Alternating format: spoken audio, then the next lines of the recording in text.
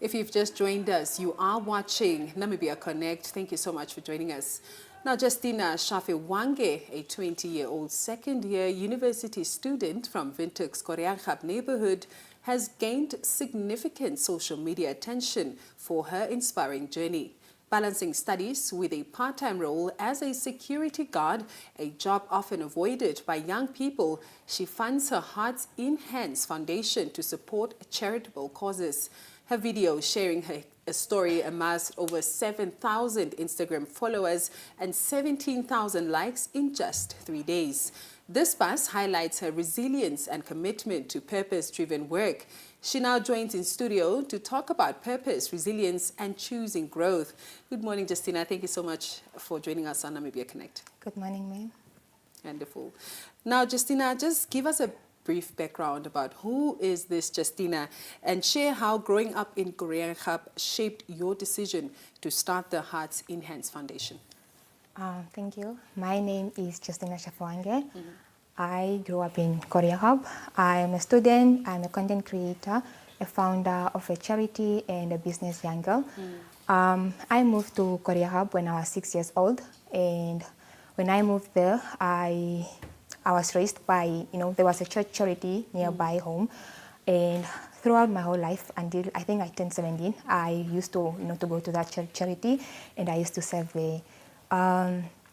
I served there for years, and I think I got the experience on how to work with small children. I got to understand their needs, what they go through, and all that. Living in Koreaghab, I would say I started Hearts in Hands Foundation because of my own, firstly because of my heart. I feel like this is something I'm called to do. And I also started it because of my own personal life experiences as a child. Yeah, I saw a need in the community. Firstly, it was hunger. Hunger was one of the main reasons why children didn't really concentrate at school and children didn't really, get good grades at school. Some of these children, they wake up in the morning without eating anything, they go to school without eating anything, and they get back home. They only eat once in a day. And I saw a need that I should start this charity to start helping, giving breakfast to these learners. I initially wanted to do it at Havana Primary School, but since then I wasn't yet registered, though I'm still in the process of registering it. They didn't really allow me to start that. I also saw another need that was a need or a problem that I needed to take care of, which is mentorship. Some of these children, they don't need food. What they need is mental support. Let me say, for instance, me, I grew up in a house where we sold tombo. The environment wasn't just, conducive enough. My mom is an Angolan, and I'm actually the first one to, to reach grade 12 and, to reach university. So sometimes we are just limited by the surrounding we find ourselves in. There isn't, in our family, there isn't a teacher, there isn't a graduate, there isn't someone who did grade 12. So why would I dream big, why would I dream big when there's no one I look up to in the family? So some of these children, they just need someone to tell them that your dreams matter, that you should not allow your circumstances to determine your future. And some of these children, when they go to school, not to school, but at home, they experience abuse. Either they are being abused by their stepdad, stepmom, or just, their guardian, or sometimes they just witness the father beating the mother, and then this puts, a mental breakdown on the child. Yes, I saw another problem again in the community, which is these children, they don't get time to study, or they don't get time to remember, oh, I have a homework, I got a homework, or I have to study for the test tomorrow. Because these children, they are surviving at a very young age. Let me say a grade 4 child boy goes to school. After school, he has to walk mountains just to get firewood to go sell. I'm speaking this because I also went to a mountain to look firewood. To go, and after collecting firewood, they have to go to the bus stop to sell, or they sell tomatoes, come back home and cook. So they barely get time to study, or they barely get time to remember what was taught in class or the homework that they got. And another problem that I saw in the community is that academic support. Like these children, they don't have some. Let me say, I myself specifically grew up in a home where there wasn't a sister to help me with my homework. My mom couldn't, understand English, so yeah. It was a challenge. Yeah, it was really a challenge, and there wasn't, maybe a smartphone at home to just search when I couldn't understand my homework. It was just a survival mode. So yeah, I saw those four main problems, and I decided to found Hearts and Hands Foundation, a foundation that offers mentorship support, feeding, and academic support to children, reminding them that their dreams matter, that they are loved, they are seen, no matter the circumstances they find themselves in. Just sitting next to you, I can really feel that this cause is really so close to your heart. Yeah. Now, let's just show the viewers a snippet of this video that has amassed over 17,000 likes on Instagram. Let's take a look. Spend a day in the life of a young security guard. Yes, you heard me right. I'm officially a security guard. This wasn't an easy decision. Before I chose this path, I questioned myself so many times. What if people judge me, laugh at me, or even call me names? I'm very young, matriculated 2 years ago, and I get people asking me why I chose to be a security guard. I see people staring, whispering, and wondering, is she a dropout? Some people laugh, and sometimes it really hurts, but then I always remind myself that they won't pay my bills. Sometimes what people don't see is the courage it takes to wake up and face the world every day. Growing up, we are taught that some jobs are better than others, that security guards, cleaners, street vendors are less than others. Maybe you are right, but here's the truth. Security guard is a profession just like any other job.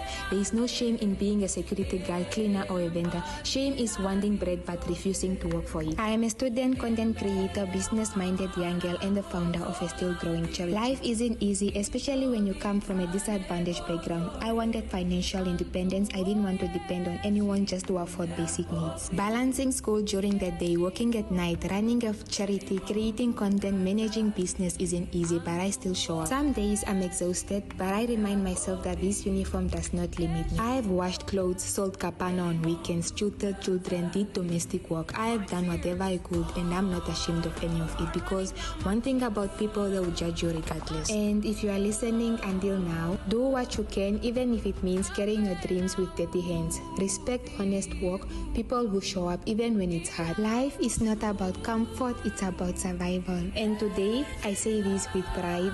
I am a security guard. I love my job, and this job is helping me build the future I once prayed for. Welcome back to Namibia Connect. We are continuing with Justina Shafewange, who's a 20-year-old university student and also a part-time security and officer. And she also has a foundation, a cause that is very close to her heart. Now, Justina, just before the break, we watched the video where you're inspiring so many young people. I'm sure you face challenges. What prompted you to take on part-time security job, and how do you manage the stigma? What led me to take the job is the fact that sometimes I had to stay back home because I didn't have taxi money to go to school, and the fact that sometimes you can't even afford to buy Colgate or to buy a roll-on for yourself. So I took this job because I wanted financial freedom. I wanted to be able to fund myself, and I also wanted to be able to give my brothers a better life. Yeah, and I also took it just for for my charity. About stigma, yes, I think it's a norm that was passed on, like security guards are not, it's not a good job or something. But then, so yeah, at first I did question myself, what if people judge me and all that? But then once you know your why, and once you know why you are doing it, I don't think what people have to say to you just becomes noise. You don't really concentrate on it. I think, I think people should stop stigmatizing these jobs, and because I think it's really better to to do a certain job and be able to buy yourself bread rather than being there sitting at home. Waiting for the perfect job, or sitting down at home and waiting for a man to find your life, because this is what most young girls are doing right now. People should stop stigmatizing this job, and we should maybe start charging the young girls that are sitting at home, not trying to help themselves, waiting or getting men to fund their future to buy for them basic needs. Yes. Indeed. Now, Justina, how do you juggle, working night shifts as a security officer and then, having university classes and also running the foundation? It's not really easy. It's not really easy. It can be exhausting sometimes. During the day, I'll be at school, and during the night, I'll be at work. So I mostly do my schoolwork at work. Do you get it? Like, I do my schoolwork at work. I complete assignments at work and all that. And sometimes, during the day, if I'm really tired, I can, miss a class. And I usually go to Yetuyama Library on Saturday just to catch up on what I missed at school and all that. And about the foundation, I mainly do events on weekends because that's when I have more time. Yes. Was there ever a time when you were sitting at work and you said, you know what, this job is not for me, I'm going to quit? Did you ever come to that point? Yes. There was a time, I think last year, second semester, when I was going to write a test, and that was the last test that needed me to qualify for that module. I think I just slept and I woke up late. And I had to, to miss that test, and I couldn't qualify for the module. And then I was just like, no, I'm going to quit this job. I'm going to quit the job and try maybe to concentrate on school and maybe try a business or something. But then I reminded myself on why I started this. So yeah. Now let's just talk about your studies. In which field are you currently studying right now? I'm doing environment management and sustainable development. Great.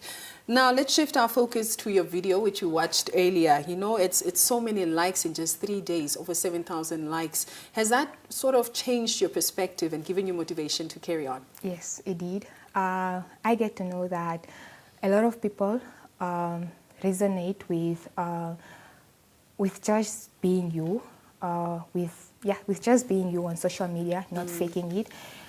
Yeah, and this video going viral really helped me. I got people that are willing to help the foundation, and I also got a good Samaritan that was willing to pay all the fees for registering the foundation. Yeah, and I saw this as a tool to use social media to encourage the youth. Yes. Now, Justina, you spoke of Good Samaritans, and I'm sure you need assistance with your foundation. Maybe here's a chance for you to call on to those who can come and support the foundation. Yes. I would like to call the nation to help with the foundation. I want to build a space for the children because currently I don't have a space or a building where the children can come, have a meal, receive all the activities that we do. So that's the current challenge that I'm currently facing. Yes.